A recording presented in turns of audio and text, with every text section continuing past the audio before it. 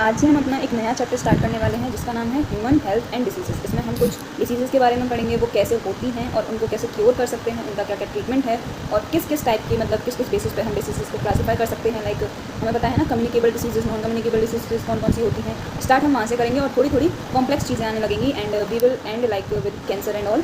So let's start this chapter. It will be really amazing and interesting if आप ध्यान से सुनो and समझो। So it is very interesting topic for me personally. I really like this chapter to read and even to teach. So let's start. Chapter का नाम है human health and disease. तो सबसे पहले डिसीज़ या हेल्थ, ये दो टर्म्स हैं।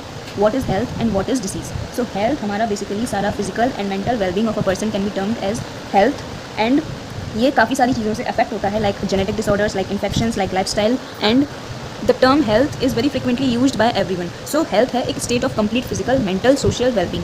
तो इसके लिए बेसिकली हमें बैलेंस डाइट चाहिए होता है, हमारा पर्सनल हाइजीन भी मैटर करता है and our regular activities are very important to maintain a good health. So regular exercise में हम योगा वगैरह को हम इंक्लूड कर सकते हैं।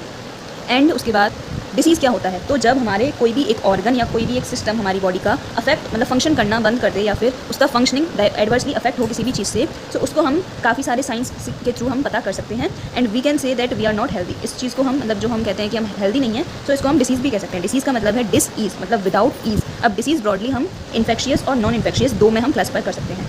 इन्फेक्शियस डिसीजेज वो होती हैं जो कि एक पर्सन से दूसरे पर्सन में ट्रांसमिट हो सकती हैं, यानी कि उनको हम कम्युनिकेबल डिसीजेज भी कह सकते हैं एंड ये बहुत कॉमनली हमें हो जाती हैं and every one of us suffer from these at some time और अदर। मतलब काफ़ी फ्रिक्वेंटली हमें इन्फेक्शियस डिसीजेज हो सकती हैं। जैसे कुछ ऐसी इन्फेक्शियस डिसीजेज हैं जो काफ़ी ज़्यादा हार्मफुल होती हैं, लाइक एड्स। ऑब्वियसली हमें भी पता है। अब नॉन इन्फेक्शियस डिसीजेज मतलब जो एक पर्सन से दूसरे पर्सन में ट्रांसमिट नहीं हो सकती, उनको हम नॉन इन्फेक्शियस डिसीजेज कह सकते हैं। इनमें से जैसे इन्फेक्शियस में सबसे फैटल है एड्स, वैसे ही नॉन इन्फेक्शियस में सबसे डेंजरस होता है cancer. Drugs and alcohol abuse की वजह से भी हमारी हेल्थ ख़राब हो सकती है, जैसा कि सब लोग कहते हैं कि ड्रग्स, एल्कोहल, स्मोकिंग ये सारी चीज़ें हार्मफुल होती हैं हमारी हेल्थ के लिए। अब ये जो डिसीजेज़ हैं भाई साहब, ये बीमारी आती कहाँ से है, तो ये लाते हैं हमारे पैथोजन भैया। ये भैया पैथोजन कौन है? पैथोजन वो हम डिसीज़ कॉजिंग ऑर्गेनिजम्स कह सकते हैं। वो ऑर्गेनिजम्स जो हमें बीमारी बनाते हैं, जो हमें डिसीज़ कॉज करते हैं, दे आर कॉल्ड पैथोजेंस। अब ज़्यादातर पैरासाइट्स को हमने देखा है कि ज़्यादातर पैरासाइट्स के थ्रू ही डिसीजेज होती हैं। So most parasites are therefore pathogen as they cause harm to the host by living in या ऑन देम। सो पैरासाइट क्या करते हैं, होस्ट की बॉडी के ऊपर या उसके बॉडी के अंदर रहते हैं और उसको फिर मतलब हार्म करते हैं। So the pathogen can enter our body कई सारे तरीके से ये हमारी बॉडी में एंटर कर सकता है, उसके बाद मल्टीप्लाई करके और हमारी बॉडी के फंक्शन को इंटरफेयर करके डैमेज कर सकता है। जैसे pathogen that enter the gut must know a way of surviving, मतलब उस जैसे जो जिस भी ऑर्गन में पैथोजन एंटर कर रहा है या पैरासाइट एंटर कर रहा है, उसको उस ऑर्गन के सारी कंडीशंस पहले से पता होती हैं, ऐसा कह सकते हैं। क्योंकि जैसे जो हमारे अंदर गट के थ्रू एंटर करता है तो वो स्टमक के अंदर सर्वाइव करता है, स्टमक के अंदर उसको लो पीएच के अंदर सर्वाइव करना आना चाहिए एंड उसके बाद ही वो मतलब वहाँ पे सर्वाइव कर पाएगा। कुछ कॉमन पैथोजेंस की बात करें तो सैल्मोनेला टाइफी एक पैथोजेनिक बैक्टीरिया है जो हमें टाइफाइड फीवर कॉज करता है। ये जो पैथोजन है ये जनरली स्मॉल इंटेस्टाइन में एंटर करते हैं थ्रू ब्लड के थ्रू हमें टाइफाइड का जो बैक्टीरिया है सैल्मोनेला टाइफी वो हमारे स्मॉल इंटेस्टाइन में एंटर करता है। इसके हम सिम्टम्स क्या कह सकते हैं कि टाइफाइड हम कब कह सकते हैं कि आया हुआ है, तो सबसे पहले तो अगर 39 से 40 डिग्री सेल्सियस यानी कि सस्टेन्ड हाई फीवर रहे, वीकनेस रहे, स्टमक पेन रहे, कॉन्स्टिपेशन यानी कि कब्ज़ वगैरह की दिक्कतें या फिर हेडेक या मतलब लूज मोशन टाइप हमें फील हो, तो ये कुछ ऐसे सिम्टम्स हैं जो हमें बता सकते हैं कि टाइफाइड में भी पॉसिबल है कि टाइफाइड है। सो इंटेस्टिनल परफोरेशन एंड डेथ में अगर इन सीवियर केसेस अगर टाइफाइड का जो सिचुएशन है वो बहुत ज़्यादा सीवियर है, तो इस टाइम पे इंटेस्टाइन में परफोरेशन हो सकते हैं एंड इवन डेथ भी हो सकती है। नाउ हम पता कैसे करेंगे टाइफाइड फीवर के बारे में। सो एक टेस्ट होता है जिसको हम बोलते हैं विडाल टेस्ट, उसके थ्रू हम पता कर सकते हैं।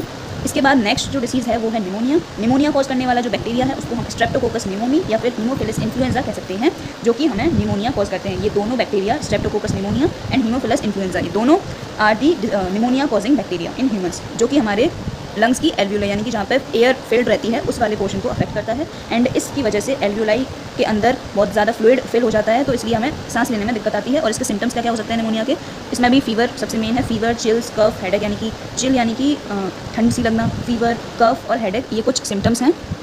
एंड सीवियर केसेस में क्या है कि सीवियर केसेस में लिप्स एंड फिंगर नेल्स जो हैं वो ग्रे से ब्लूइश हो सकते हैं, मतलब ब्लूइश कलर के लिप्स या फिंगर नेल्स हमें सीवियर कंडीशन में देखने को मिल सकते हैं। इसके बाद है कॉमन कोल्ड, जो कि हमें नॉर्मली हो जाता है। कॉमन कोल्ड होता है राइनो वायरस की वजह से।